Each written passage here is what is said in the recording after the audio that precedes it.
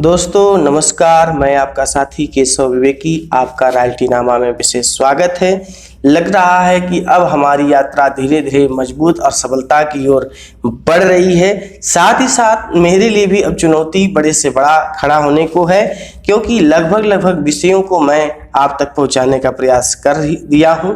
आगे बहुत छोटी छोटी बातें रह चुकी हैं, बाकी विशेष बात तो रॉयल्टी की है, तो हम उसको भी पूरा करेंगे। साथ ही साथ बेजोड़ तरीके से लोगों के अंदर उत्साह और साथ ही साथ इस व्यवस्था के प्रति उनके अंदर एक अच्छे भाव को उत्पन्न करने का पूरा प्रयास करेंगे। आइए हम आगे बढ़ते हैं। आज के इस अच्छे आयोजन को देखते हैं। सामानों के बाजार में सम्मान, ये तो संभव नहीं है, लेकिन फिलहाल में आज इससे जुड़ेंगे तो अच्छा लगेगा। खरीदने वालों की मुस्कान बरकरार, देसी नाम से चलने वाले होंगे बाहर, सभी सामानों की एक दुकान चलेगी, दुकानदार और खरीदने वाले की आस। तो आइए इन विषयों को देखते हैं।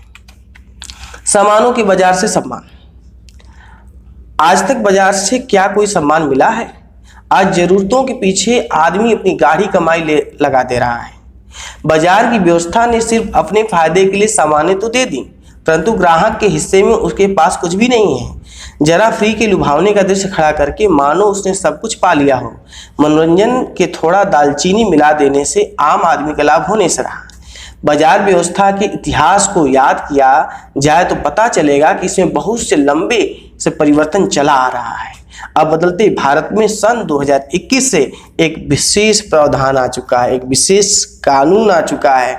उसका नाम जो भी डायरेक्ट सेलिंग से जुड़े लोग हैं वो जानते हैं, जो नहीं जानते हैं वो भी जाने कि हमारे बीच जो है कंज्यूमर प्रोटेक्शन बिल 2021 आ चुकी है। और इस बिल के अध्ययन अगर हम कर सकें और कई मीट भी हुई हैं, अगर हम सारे का कंक्लूजन करें तो एक ही बात निकल के आएगी कि direct selling is the best. आगे है कि विशेष प्रावधान आ चुका है जिसे हम कंज्यूमर प्रोटेक्शन अधिनियम 2021 के तहत प्राप्त है। अब भारत में कंपनियां सामानों को खुद बेच सकती हैं।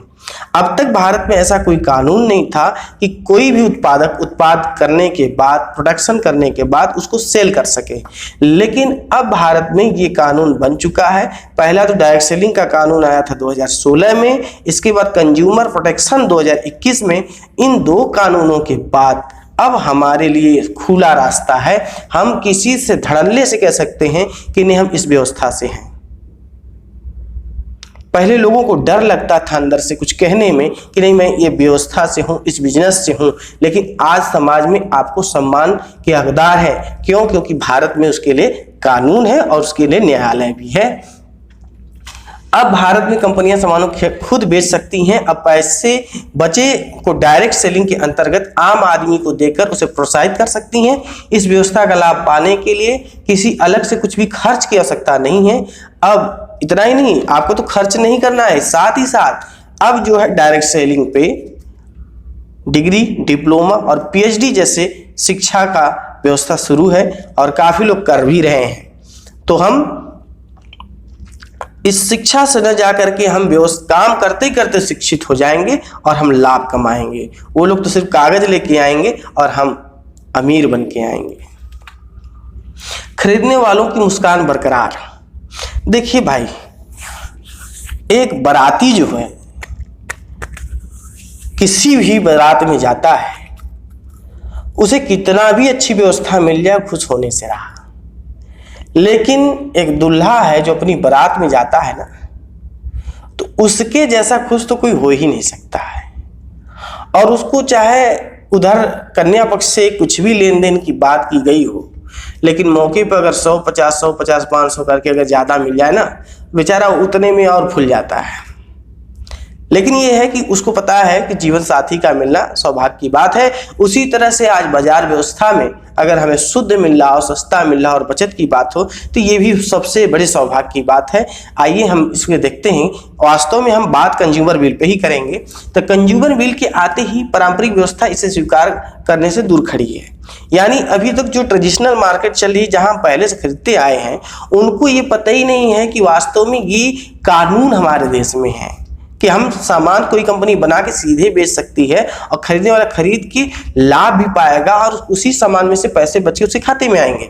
ये भारत सरकार की कानून व्यवस्था में बात आ चुकी है, लेकिन हमारे आम जो दुकानदार हैं उनके तक ये बात नहीं पहुंची है। जो समझे वो भी फ्रेंचाइजी से तुलना करके रह गए हैं कि अच्छा कोई कंपनी होगी जो अपना जगह जगह फ्रेंचाइजी खोल देगी और उनको कुछ पैसे दे परसेंट पे रख करके सामान देती रहेगी।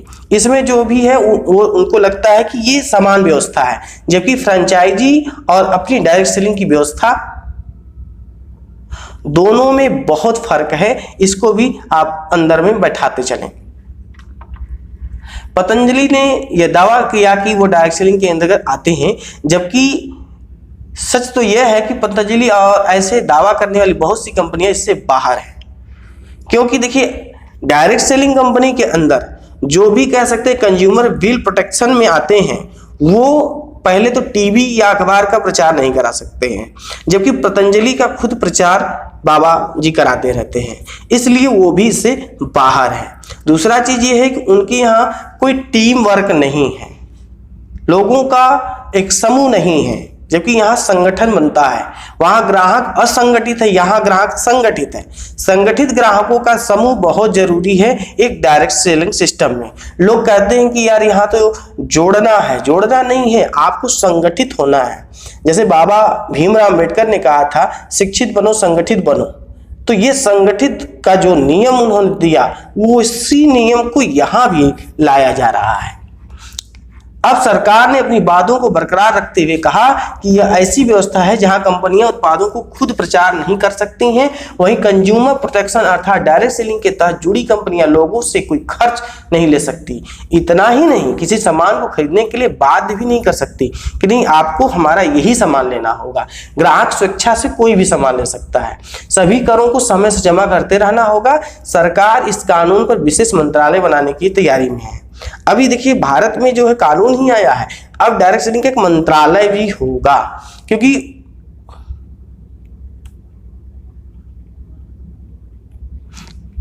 मंत्रालय को आने से कोई रोक नहीं सकता, क्योंकि मंत्रालय का जो लक्ष्य है वो बहुत बड़ा है।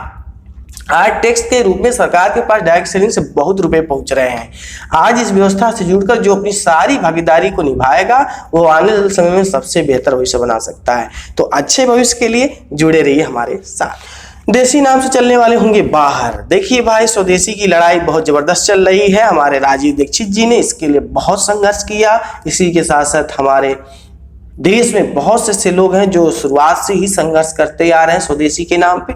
आइए हम भी देखते हैं। टाटा बना है, टाया जैसे बहुत कंपनियां बाजार में बड़े ब्रांड के नीचे अपनी दुकान तेजी से बढ़ा रहे हैं। सरकार के शक्ति का प्रभाव जल्द ही दिखाई पड़ने वाला है। सरकार ने उत्पादों के निर्माण इकाइयों पर जांच प्रारंभ कर दिया है।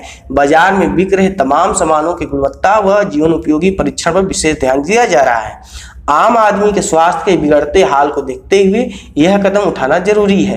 भारत में ऐसी बहुत सी विदेशी कंपनियां हैं जो सरकार के ट्रेड को न पूरा करके यहां की कंपनियों से मिलकर बिक्री कर रहे हैं। बाजार को लेकर सरकार सख्ती बरत रही है। जांच की प्रक्रिया जारी है। ऐसा नहीं है कि सरकार बैठी हुई है, सरकार खुद खोज रही है। अभी डायरेक्ट सेलिंग के कंपनियों को हर महीने गुणवत्ता जांच की रिपोर्ट देना पड़ता है, वहीं इन कंपनियों को भी अब दिखाना पड़ेगा। अब भारत के अंदर सभी कंपनियां ही बाजार में व्यापार कर सकती हैं। धन्य है टीसी छाबड़ा जी, आज सामानों को लेकर कोई समझौता करने वाले नहीं हैं। सच कहा जाए तो आरसीएम से सरकार भी संतुष्ट है। जब आप बेहतर काम करेंगे तो दुनिया क्यों न खुश हो। सभी सामानों की एक दुकान चलेगी। देखिए भाई, भारत में तो लंबे समय से चल रहा है, लेकिन देखिए कौन विजय पाता है। फिलहाल में डायरेक्ट सेलिंग के दौर में आज भले मॉल सुपरमार्केट खुले हों, पर वो आरसीएम के आगे टिकने वाले नहीं हैं। बस कुछ और उत्पादों की संख्या बढ़े, फिर कोई नहीं आगे आएगा, न ही कोई खरीदने जाएगा। 20% काउंटर छूट, 32% तक खाते में मिले तो भला कौन बाहर खरीदेगा। भारत में भी अब बिना कार्ड के सामान नहीं मिलेगा। यह कार्ड फ्री में डायरेक्ट सेलिंग कंपनियां आज भी दे रही हैं। आम आदमी के पास तक पहुंच रखने वाली कोई कंपनी है तो वो है आरसीएम, क्योंकि बाजार में बिक रहे सामानों के आसपास तक इसके दाम है। सबसे गुणवत्ता की बात तो यह है कि ये सामानें भारतीय परिवेश में उपयोग के लिए बहुत सही है। इन सामानों का निर्माण भारत में होने के कारण हर भारतीय के लिए लाभकारी है। स्वास्थ्य सुरक्षा का सबसे पहले ध्यान देने का काम डायरेक्ट सेलिंग ने किया। अब तो सभी को कहना पड़ेगा कि वहीं से खाएगा भारत जहां से स्वस्थ रहेगा भारत। यानी फिर से हम बात को दोहराते हैं कि वहीं से खाएगा भारत जहां से स्वस्थ रहेगा भारत। फिर क्यों न कहें जय जय आरसीएम, जय जय रॉयल्टी नामा, जय जय आरसीएम। दुकानदार और खरीदने वाले की आस। देखिए भाई, सबकी अपनी अपनी आशा है और हम देखते हैं इस आशा में क्या हमारा है क्या उनका है। एक दुकानदार जब दुकान खोलता है तो वो पूंजी लगाया है, इसलिए उसको मुनाफा ज़्यादा से ज़्यादा होना चाहिए। सामान नया या पुराना हो लेकिन वो बेचने के लिए परेशान रहेगा। ग्राहक कैसा भी हो लेकिन वापस नहीं जाना चाहिए। सामान कम होने पर भी वो सोचेगा कि पहले पता चल जाए ताकि दाम अधिक में करके बेचा जा सके, फायदा ज़्यादा लिया जा सके, बिक्री के कर से बचने की कोई व्यवस्था मिल जाए। अक्सर टैक्स की चोरी जो है आम दुकानों से दिखाई पड़ती हैं। सरकार को पता ही नहीं चलता है कि वास्तव में सामान कितनी बिक्री हुई और उनके तक कितना पहुंचा। इस तरह से बहुत अच्छा कालाबाजारी वहां देखने को मिल रहा है। परिणाम ये है कि दुकानदार खुद के पक्ष में सोचता रहता है और ऐसे में डायरेक्ट सेलिंग बेहतर उपाय है, क्योंकि हमारे द्वारा खर्च किया हुआ पैसा सरकार के खाते में भी जाना चाहिए। अब आम दुकान से जब हम खरीदते हैं तो वहाँ खरीदने वाले की क्या आस होती है, कम पैसे में सामान मिल जाए तो अच्छा हो, नए से नया सामान खरीदा जाए ताकि नुकसान न हो। दुकान कोई हो पर सामान ठीक होना चाहिए, सामान खपत हो उसे पहले खरीद लेना चाहिए। मेरे सामान से सरकार के कर को जरूर मिलने, तो बिना सरकार को टैक्स गए हमारे सामान लेने का कोई मतलब नहीं है। मौलिक आवश्यकता तो मेरी है कि सामान चाहिए, लेकिन साथ ही साथ उसमें से सरकार को भी कर जानी चाहिए, क्योंकि हमारे जीवन के लिए और भी जो आवश्यकता है वो सरकार उसी टैक्स से हमें पहुंचाने वाली है। इसलिए हम सामान वहीं से लें जहां सरकार को सीधा टैक्स जाए। तो आशा है कि आज के इस कार्यक्रम से आपको बहुत कुछ मिला होगा। एक बेहतर निर्णय आपके जीवन को बदल सकता है। यदि आप जीवन में कुछ बड़ा नहीं कर सकते तो कम से कम डायरेक्ट सेलिंग का एक पौधा अवश्य लगाइए। वीडियो अच्छा लगा है तो लोगों को भेजिए, चैनल सब्सक्राइब करिए, वीडियो लाइक कीजिए और अपना प्यारा सा कमेंट मेरे उत्साह के लिए लिखना मत भूलिएगा। रॉयल्टी नामा करेगा कारनामा और मिलकर करें हंगामा। बहुत बहुत धन्यवाद।